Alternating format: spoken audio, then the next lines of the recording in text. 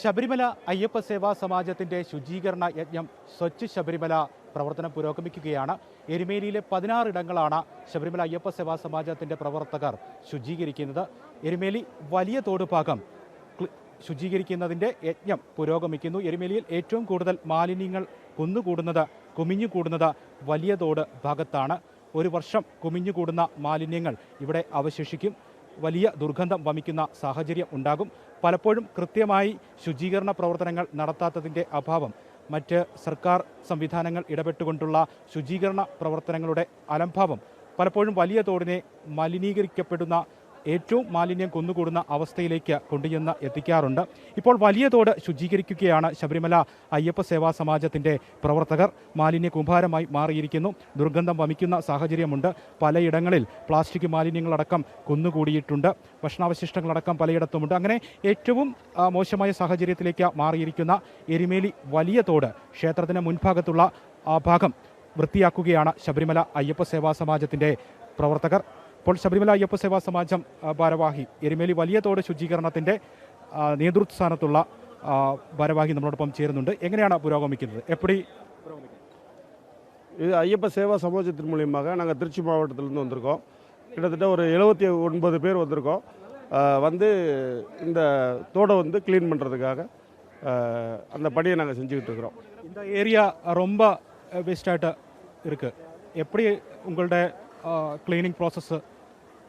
நாங்கள் அதுக்கு உண்டான உபகரண பொருட்கள்லாம் கொண்டு வந்திருக்கோம். அந்த பொருட்களை வச்சு தான் நாங்கள் க்ளீன் பண்ணிகிட்ருக்கிறோம்.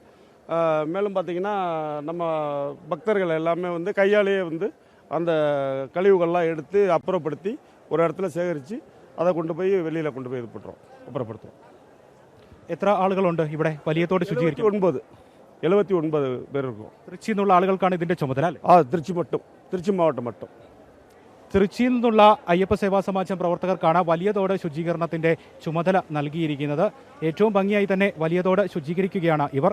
നമുക്കിപ്പോൾ ദൃശ്യങ്ങളിൽ കാണാം എത്രത്തോളം മാലിന്യമാണ് വലിയ തോട് ഭാഗത്തു നിന്നും കണ്ടെടുക്കുന്നത്, അത് ഇവിടെ നിന്ന് നീക്കം ചെയ്യുന്നത് എന്നുള്ളത്.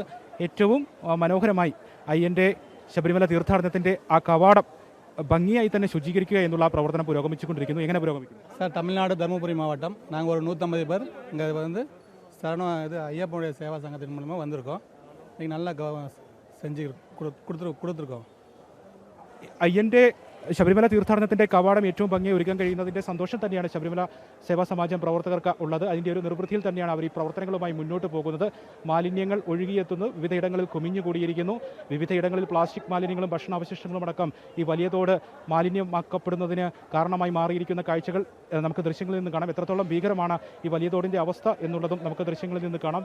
തീർത്ഥാടന കാലം കഴിയുമ്പോഴേക്കും അതിന് കൃത്യമായിട്ടുള്ള സംവിധാനങ്ങൾ, സർക്കാർ സംവിധാനങ്ങളിലൂടെ ഈ തോട് ശുചീകരിച്ച് നിലനിർത്തുന്നതിനുള്ള സംവിധാനങ്ങൾ ഇല്ലാത്തതാണ്, അപര്യാപ്തതയാണ് ഇത്രയും മാലിന്യ കൂമ്പാരമായി ഈ തോട് മാറുന്നതിനുണ്ടായ സാഹചര്യം എന്നുള്ളതാണ്. പക്ഷേ ശബരിമല സേവാ സമാജത്തിൻ്റെ പ്രവർത്തകർ ഈ തീർത്ഥാടനകാലം അവസാനിക്കുമ്പോൾ ഇനിയുള്ള ഒരു വർഷത്തേക്ക് ഈ എരുമേലിയും പരിസരവും എല്ലാം വൃത്തിയായി സൂക്ഷിക്കുന്നതിനുള്ള പ്രവർത്തനങ്ങൾക്കാണ് ഇവിടെ തുടക്കം കുറിച്ചിരിക്കുന്നത്.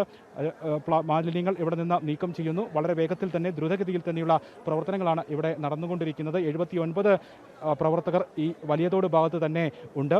അവർ എത്രയും വേഗം തന്നെ ഉച്ചയോടുകൂടി തന്നെ ഈ വലിയതോട് ഭാഗം ശുചീകരിക്കുന്നതിന് വേണ്ടി വലിയതോട് മാലിന്യ വിമുക്തമാക്കി മാറ്റുന്നതിനുള്ള പ്രവർത്തനങ്ങളുമായി മുന്നിട്ട് ഇറങ്ങുകയാണ്. ഉച്ചയ്ക്ക് 2 മണിയോടെ എരുമേലിയിലെ പ്രവർത്തനങ്ങൾ പൂർത്തിയാക്കി ഈ സംഘം സന്നിധാനത്തേക്ക് പോകും. ക്യാമറമാൻ അജയകുമാറിനൊപ്പം മിഥുൻ മുരളി, ജനം, എരുമേലി.